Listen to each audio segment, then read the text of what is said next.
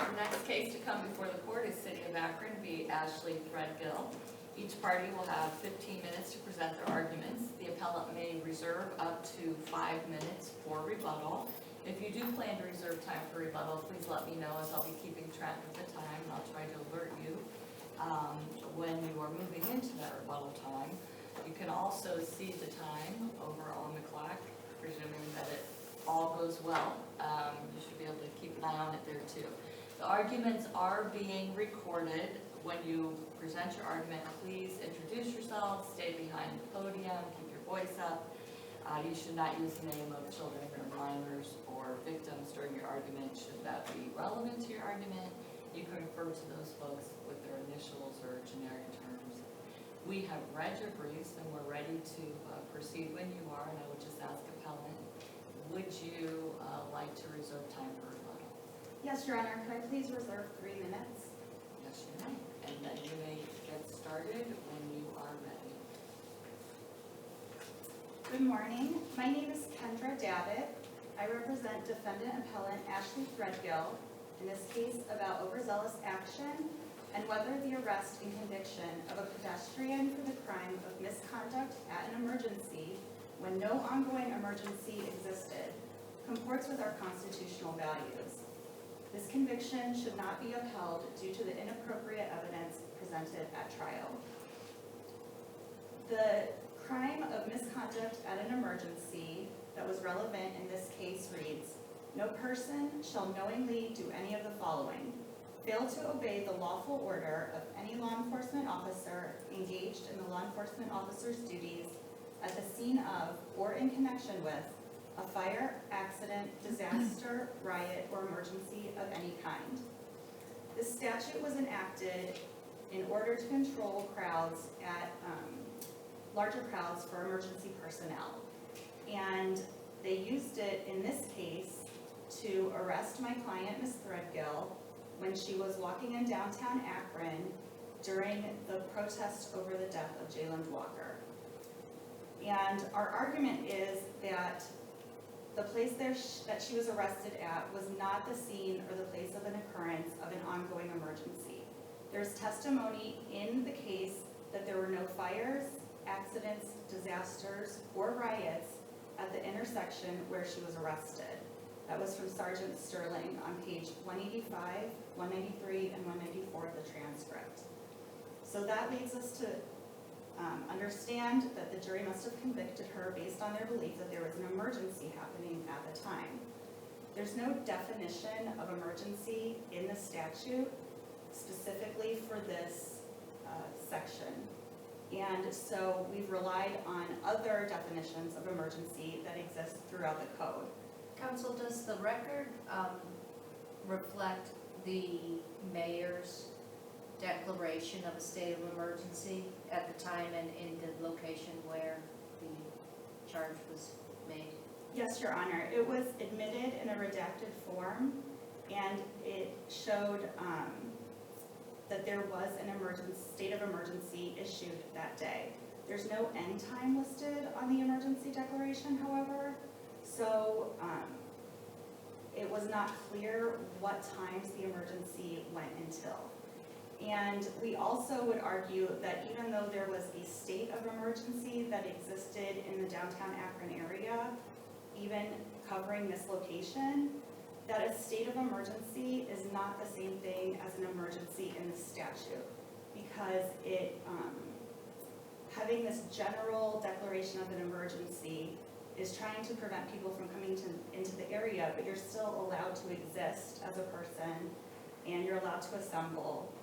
And the arrest video of Ms. Threadgill indicated to the officers who arrested her that she was on her way to a friend's house, and they were accusing her or asking her if she was protesting, and she never indicated that she was protesting at some point that day.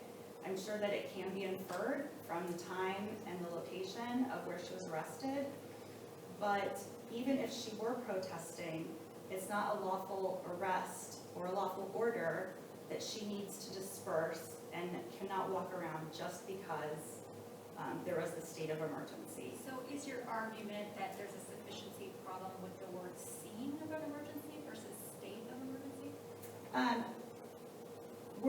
Our sufficiency argument is that the existence of an emergency. The statute uses the word scene, which indicates, in our view, a specific place of occurrence. And so to say that under this statute, that the entire downtown area was the scene of an emergency is a little unfair to the defendant. Well, isn't that an issue of, actual issue for the jury to decide? It Whether is. the whole downtown is the scene of an emergency? It could be, except that in this case, the evidence that they presented, that the city presented in order to establish that fact was a cumulative video of scenes throughout the day, pictures from the next day. None of them depicted Miss Threadgill. None of them depicted the intersection that she was arrested at. And it was very prejudicial to her because it doesn't show that she was involved in any of this behavior. The state of emergency had been declared around midnight, according to the testimony from the police officers who were called by the state, and she was arrested at 2 o'clock. And so it's conceivable to think that she could have been somewhere else, and she didn't know that they had declared a state of emergency. So when she asked them why she had to disperse, they kept indicating to her that there was a curfew. And she asked why there was a curfew.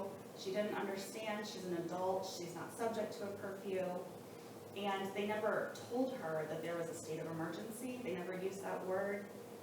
They merely kept telling her that there was a curfew and that she had to disperse.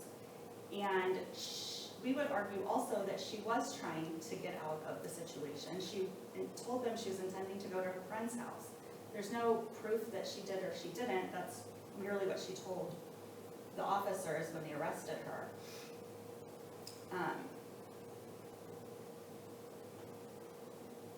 When you indicate that the state of emergency is not the same as the emergency in the statute, and then say that the videotape that was played wasn't probative, what evidence would the state have been able to satisfy you with respect to this wasn't a scene of an emergency?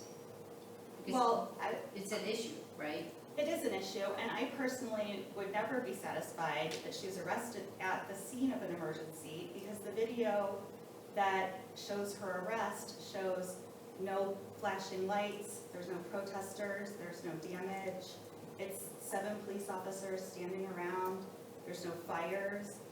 And we understand that they were there to try to prevent these large groups of protesters from re-entering an area that they cleared, but the testimony was that that area had been cleared since 10 o'clock. But even despite that video, there were 3 police officers who testified about the events of that evening. They testified about the emergency orders, they testified about what led to the protests. And all of that evidence established that there was a state of emergency. So if the jury based their determination on the state of emergency to determine that Ms. Threadgill's arrest was lawful, there was already ample testimony about that, and the video was unnecessary. Even when the city was arguing to Judge Perk at the beginning of the trial about whether or not it should be admitted as evidence, they argued that it was cumulative, and that was necessary to show that this emergency situation happened, but they didn't need to. But was it harmless? Because you had a video, it looks like at the trial of what the actual scene was, right? There's a video where she's being arrested. Yeah, we did have that at the trial, and in that arrest video, there's no noise, there's no sirens, there's no emergency lights, you can see blinking traffic lights. The only abnormal noise or indication that something was not normal was the state patrol helicopter as it was leaving, because they had already finished their duties for the evening and didn't intend to return. I just want to get clarification from my colleagues' questions about, you were contesting that there was an emergency under the statute, correct? contesting that she was arrested at the scene of an emergency. Okay, but the statute also speaks of or in connection, right? Or in connection with an emergency. So wouldn't that video have been in relation to the state of emergency? What was that, was there an emergency? What did that look like? We would say no, and some of that is based on the testimony from the officers. Sergeant Bowman testified that he had been assigned to that area because it had already been cleared from the protest. Lieutenant Whitmire testified that there was never a response that included the intersection that she was arrested at. That was on page 144. But were they there because of the emergency and the state of emergency? They were there because of these overzealous individuals who had decided to inflict some bad acts on the city, but they didn't have an emergency where they were, and that's the difference in our contention. I think it's similar to, at this time it was 2022, we had just finished COVID, and during COVID, there were a lot of things that we weren't supposed to do. And you weren't supposed to go out, you weren't supposed to be in restaurants, you weren't supposed to go places. But you still had the ability to travel and go to places when necessary. And if she was really trying to go to her friend's house, which is the only evidence of what she was doing that night, then she should have been allowed to go to the house to get out of the situation. But because she didn't testify, that's the only evidence we have is what she told the officers on the video. So I don't think anyone disputes that what happened to the city that evening was terrible. Certainly, it's not something that we would endorse, but we also wouldn't endorse arresting Ms. Threadgill based on her mere presence when she was doing nothing where the problems were happening. Wouldn't that be a different argument than sufficiency then? That would be a constitutional type of argument. It is a constitutional type of argument, but we don't think that the evidence that they presented shows that there was an emergency. The evidence shows there were these problems all over the city in other locations. The evidence shows that the police officers who were at that corner had been there since 10 o'clock with no situations happening. Lieutenant Whitmire, who was running the mobile field force that evening, testified that there had never been any situations at that intersection. And we think that there was insufficient evidence to show that she was at the scene of or in connection with an emergency when there was absolutely nothing happening on that intersection for hours. I see that my time is almost up, so I'm going to reserve it. Very good, thank you. You're welcome. You'll have your full 3 minutes for rebuttal.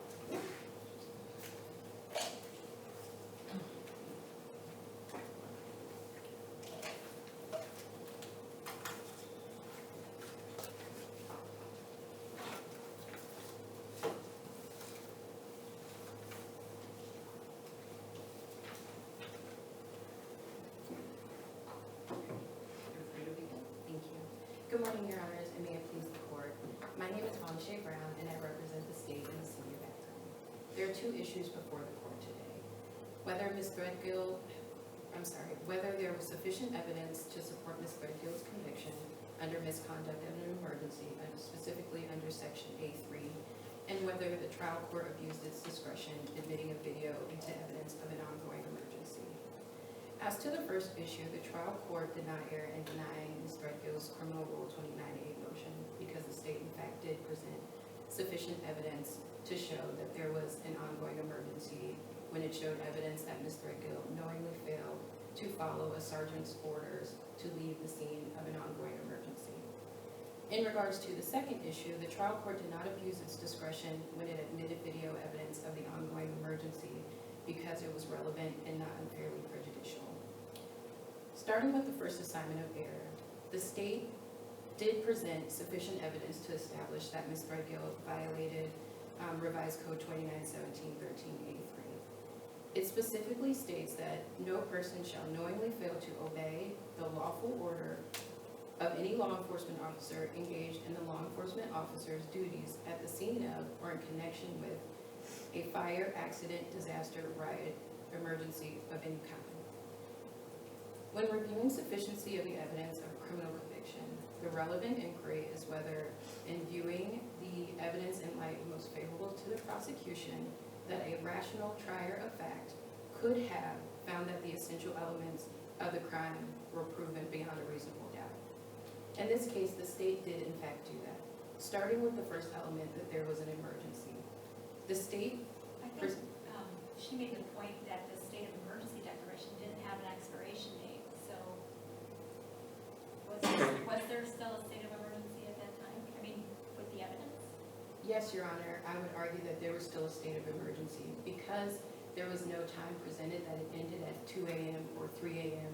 It would not end until the mayor's essentially lifts the state of emergency. In addition to that executive order, they also presented evidence, the state also presented evidence of officer testimony with their experiences at the emergency that started July 3rd of 2022 and went into the early morning hours of July 4th. They testified to the fact that there were fires, there were rioting, there was extensive vandalism. Lieutenant Whitmire testified that there were, in his estimate, about at least $100,000 worth of damages to downtown Akron. Was the testimony that that was concurrently happening while she was being arrested, or did that happen the day before? It was happening the night before and into the early morning hours of July 4th. His testimony was that it started the night of July 3rd when they heard some glass breaking at the police department. They issued some orders to disperse based on the fact that officers were getting items thrown at them, the damages to both public and private property, and also the fact that they had to release both gas and tear gas and smoke because the crowd was not listening to the orders to disperse. He also testified to the fact that they were getting calls into the early morning hours of people still being downtown, still causing issues, and specifically the mobile field force, which is a division of the Akron Police Department that specifically responds to unruly crowds and civil unrest, that they were still battling a relatively big crowd at the time of her arrest. It just wasn't at that specific intersection, but it was still in connection to the ongoing issue that was downtown that was unfortunately caused by a group of wrongdoers after the protests had been peaceful all day. In addition to that, there was also the video evidence showing that the emergency started to happen on the 3rd and then went into the early morning hours of the 4th. And then we also have the BWC footage that shows the interactions with the officers and Ms. Threadgill. Ms. Threadgill argues that she wasn't aware that there was an emergency or there wasn't an ongoing emergency because there was, quietness at this intersection. However, we would argue that when you approach an intersection, you see a line of officers, you see snow plows in the summer blocking off streets, you see signs that say the roads are closed, and you see a line of officers with barricades telling you to leave. That's probably an indication that there is some kind of emergency of some kind, even if you weren't aware. The Legislative Commission regarding this statute gives guidance into what the intent is and also some guidance into what an emergency is. It said that it should be construed broadly, and certainly fires, riots, property damage to both public and private property, I would argue would be easily considered an emergency in this case. It also states that it was created to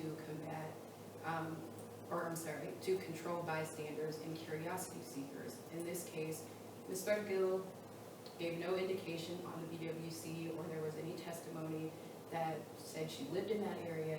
She throws out a statement that she was going to visit a friend, but on the BWC footage, it also says, well, I could be down here just seeing what's going on. She said, I could have needed help with a tire. I could have needed help with my car, things of that nature. So she's giving all these examples of why she's there, but if she was really there to see a friend, I'd imagine she would have just simply taken another route since officers were telling her she was not allowed to be in the area. I understand that you're responding to the appellant's arguments, but do you believe it's relevant why she was there? I believe it's relevant to address it because the appellants thinks that it is an important Right. statement to identify that she was there to see a friend and not there to protest. But do you believe for a conviction under the statute, her reasons for being somewhere are relevant? No, Okay. I do not, Your Honor. In this case, I don't believe it's relevant.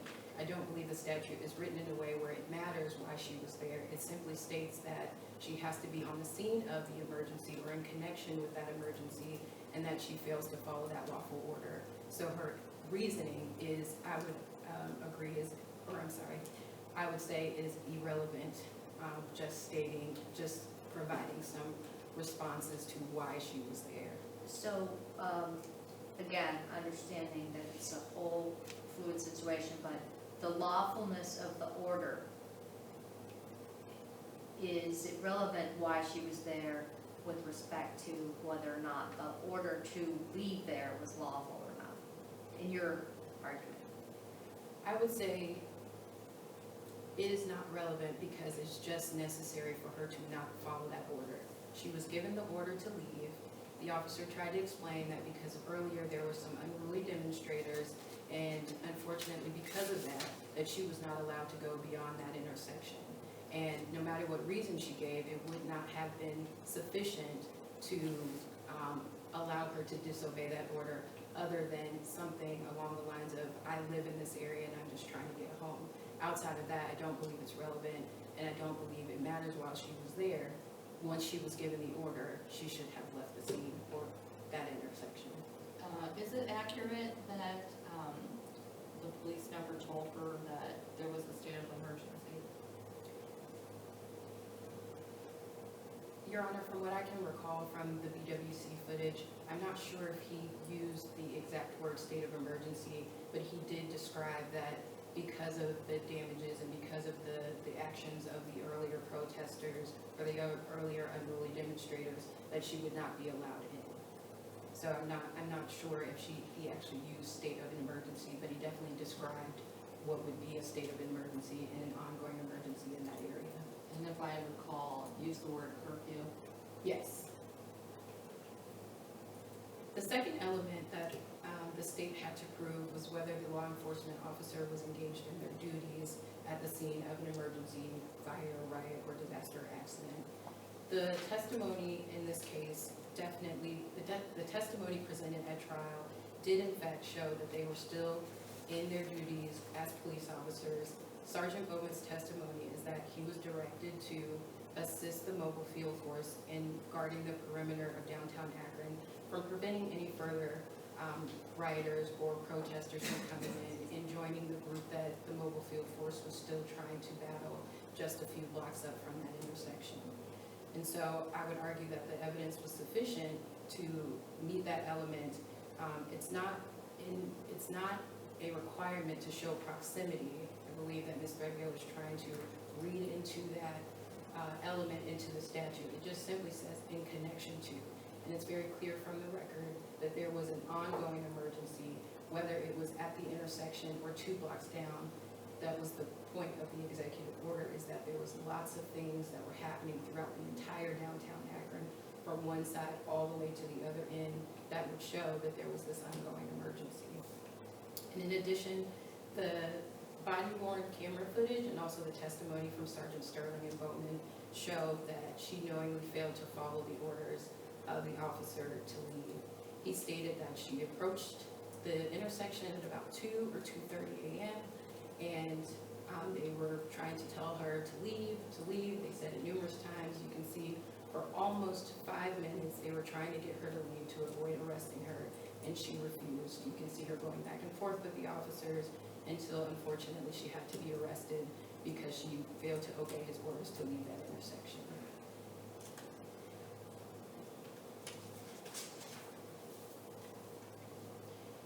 The Legislative Commission also gives guidance as to some examples of what qualifies. It says it's simply if a person gets underfoot at an emergency and is consciously aware that they're doing so, they could be guilty. So it doesn't require a lot for there to be a conviction under this section. You simply have to show up at that emergency or show up somewhere where officers are engaged in their duties in connection with that emergency, and refused to follow their orders to leave, which the evidence clearly showed in this case. Moving on to appellant's second assignment of error in regards to an abuse of discretion related to the admission of the video of the ongoing emergency in this case. State would argue that the video was admissible and it was relevant because it established the ongoing emergency that was in dispute throughout the entire trial. It is well established that generally the admission of evidence is something that's in the sound discretion of the trial court, and that discretion is broad. First, the video was properly admitted. Under Rule of Evidence 402 says all relevant evidence is admissible unless it is prohibited by law. Even further, in Evidence Rule 401, relevant evidence has the tendency to make the existence of a fact that is of consequence to the determination in action more probable or less probable than if it would be without the evidence. Ms. Threadgill was charged with misconduct at an emergency. The emergency was a fact of consequence, and it was disputed throughout the entire trial. So it would be admissible under 402. Further, she argues that it should not have been admitted because it didn't show the intersection and because of the proximity issue again. And we would just reiterate the argument that proximity is not in this statute. And also it doesn't require for her to be involved in the emergency or specifically at the location of the emergency. It simply is that she has to be there in connection to. And again, there was plenty of evidence throughout the trial that showed that the emergency spread throughout multiple parts of downtown and included multiple different groups. In regards to the Can admission, we move back to knowledge, the knowledge element of, when we're talking about sufficiency, yes, knowledge of the emergency, if she's in a part, if the officer doesn't tell her there's an emergency and she's at a part of a place where the emergency is actually not happening, is she supposed to have knowledge that there's a state of emergency? Your Honor, I would say she doesn't have to have knowledge that there's been specifically a state of emergency declared, just that there is some emergency of some kind that the officers are doing their duties in connection with. So how would she know that? Well, the Sergeant Sterling on the BWC and gave testimony that he advised her that because of all the issues that the unruly demonstrators caused earlier that day, that she was not allowed in the rest of downtown Akron because of the emergency or because of the ongoing rioting and vandalism. So I would argue that that would be sufficient to let her know that there is an ongoing emergency. So you're saying the things he did say would impute knowledge of the emergency to her? Correct. Were there physical barriers as well? Yes, there were physical barriers. There were two huge snow plows. There were signs in the area that put up that said the road is closed. And there were, I believe from the BWC video, there were orange barriers that were up as well, in addition to several officers actually blocking the intersections so that people could not get in. So there were some clear telltale signs to Ms. Threadgill that this was not an area that she was permitted to be into, not to mention the almost 5 minutes worth of you can't be here, you have to leave. There is an order to disperse. There are some ongoing issues and you're not allowed to be in this section. I would also argue that it was not prejudicial because it was relevant, because of the ongoing dispute that there was an emergency. And while she argues that there's no dispute in the second assignment of error and it should just be. You're gonna have to wrap. Sorry, may I wrap up? Thank you. For the reasons in the brief and also the reasons stated before you today, I would ask the court for the foregoing reasons to overrule Ms. Threadgill's assignment of errors and to affirm the trial court's decision. Thank you. Thank you.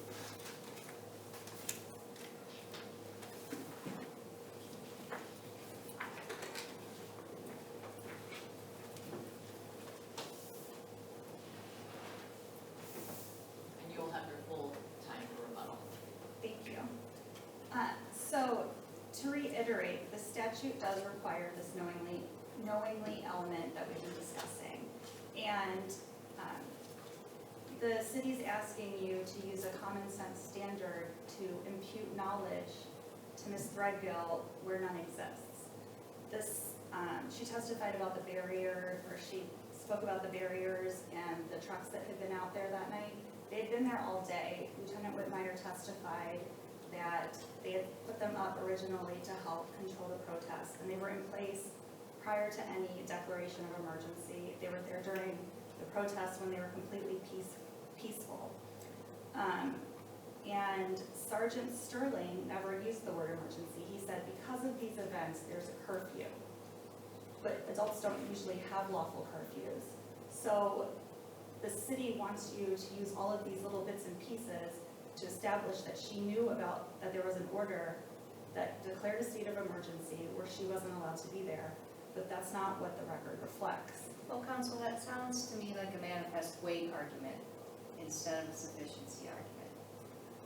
I would say that it's a sufficiency argument because they never presented any evidence of this emergency at all. They used these little bits and pieces of knowledge to say that the city, when they were discussing the motions in limine, they said, we have to prove a state of emergency. That's what we have to prove. That's why we have to show this video. That's why we have to present cumulative evidence. And they don't have to prove a state of emergency. That's not an element. What they have to prove is that there is an ongoing emergency that the defendant was at the scene of. And there's no, if Ms. Threadgill's dropped there, there's not sufficient evidence to tell her that there was an emergency and she was violating a lawful order. There was other evidence from Sergeant Sterling that his order was to arrest everyone who was downtown that night, regardless of the lawfulness or the state of emergency. He started much earlier in the day, before the state of emergency was declared. You asked also about what else was happening that night.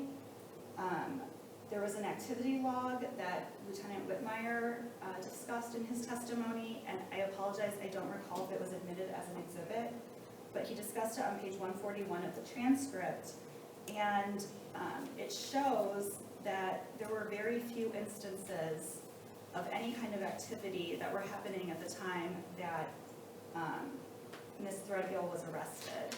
And it also shows that immediately after she was arrested, Sergeant Bowman ended his shift for the night. And so if there was this huge emergency that was ongoing at that time, why is he leaving? Counsel, you're about out of time. You're actually out of time, but I know I have a question that looks like Judge Black Ransinger does as well. Do you have any comment regarding the Legislative Service Commission guidance on the notion of being underfoot or the need to be in the way at the emergency?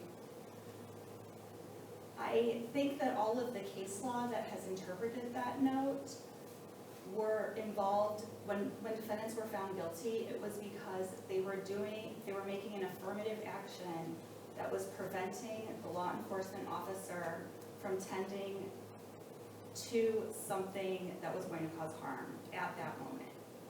And none of the cases that we found would support a conviction under this statute based on the circumstances of the case. Thank you. This is a technical question.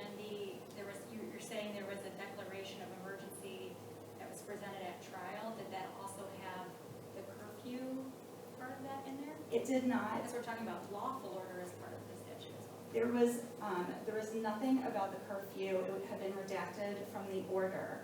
But when they played the video of Ms. Threadgill's arrest, the city had not redacted the word curfew from the video. And that part was played for the jury.